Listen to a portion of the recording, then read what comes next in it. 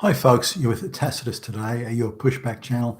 Thank you for joining this live stream. And in this chat, I'd like to talk about the extent to which the globalists are in control and the perception that we can presume they have and the perception that we have. Now, some may say that the globalists are in complete control. It certainly seems that way.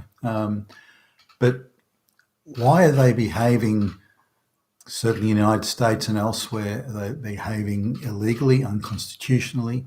They're angry, spiteful. They're hitting out, acting like bullies and thugs, outsourcing gangs of thugs to intimidate citizens who've committed no crime. Constantly pumping propaganda, telling lies, most terrible lies and deceit, rigging elections, intimidating judges, politicians, anyone that stands in their way.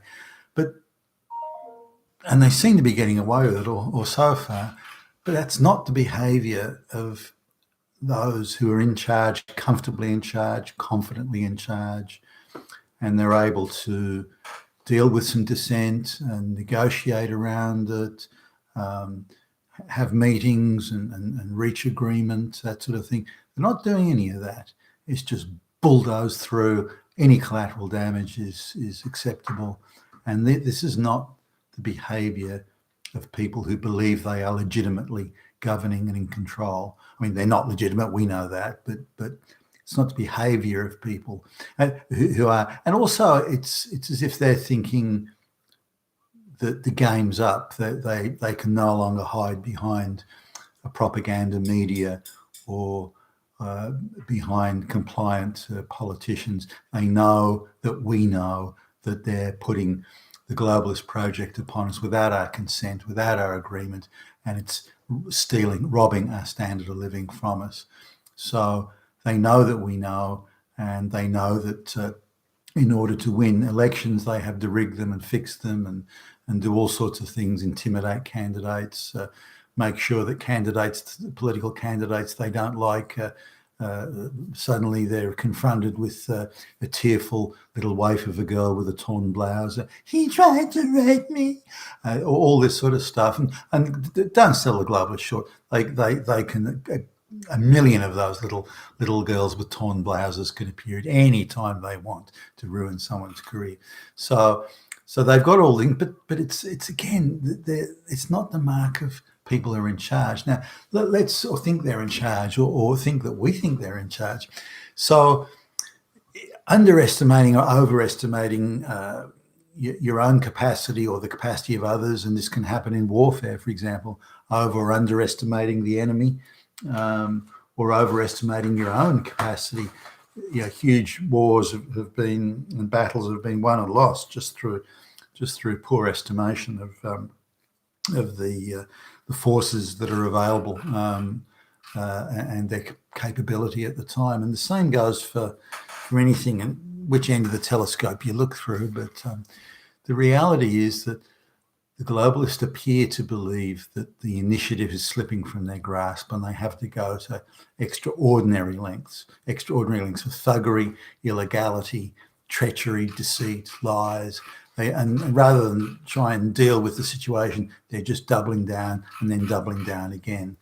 The case where that officer who served in Afghanistan spoke about what he believed was a lack of accountability for some of the decisions made, particularly around the withdrawal from Afghanistan of the US forces. And they've ended up throwing him in prison, as I understand it, without any formal charges. And the people who are sitting in prison, solitary confinement, as I understand it today, who committed no crime but were simply walking through the wrong building at the wrong moment earlier this year in Washington, D.C. No formal charges have been brought that would warrant the sort of detention they're getting. So effectively, the writ of habeas corpus has just been arbitrarily suspended. It effectively doesn't exist. They can imprison anyone they want at any time without even having a reason or declaring a reason or having a valid legal reason. Now, that's a big departure from the rule of law and due legal process. And only desperate people frightened people do that. People who are confident in the legitimacy of their government and of their policies and their approach to governance, they don't behave like that. Desperate people do, and that's what I'm seeing at the moment. And so perception is, as they may see it, they had complete and total control before Brexit and Trump. Now they have less than total control, and now we know what they're up to, and that scares them. So maybe it's that, maybe there's other things, maybe the initiative is just slipping away from them. Maybe that's their perception. Maybe things are going better than they think, and they've got this view that total control only is acceptable. Anything less than 100% total control is equivalent to some sort of complete loss of power. A bit like the communists in the Soviet Union believed that there's even one person around that was expressing a view that was negative to communism, then that could possibly spread, then everything would be lost. And they had this view. They had to always find that one person and kill them, or send them off to the gulags in Siberia. So that was how. And maybe the globalists are like that. That if there's anyone out there with a view that the globalism is crap, which it is, by the way, or certainly as they're practicing it, then the game's almost lost. The game's almost up. And that's how they seem to be behaving. Nor are they behaving intelligently, which suggests that we're not dealing with people who are particularly high IQ. That's also something that's coming out.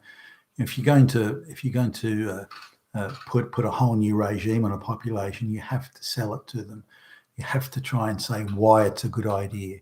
Not you'll own nothing, you'll have fuck all, and you're going to be happy. That's bullshit. But that's really the best they can do at the moment. So just think about it. The globalists are not confident, and we have to ask some questions why.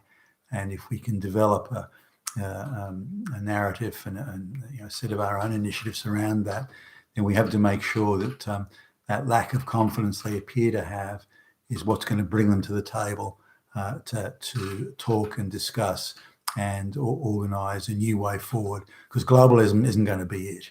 And if they go too far with this, then it'll spill over into potential anarchy as the whole thing erupts and explodes. We don't want that either. So let's see how we go with this. But I don't think they're confident. I think their behaviour is an illustration of how lacking in confidence they are. You've been with Tacitus today, your Pushback channel, and thank you for listening.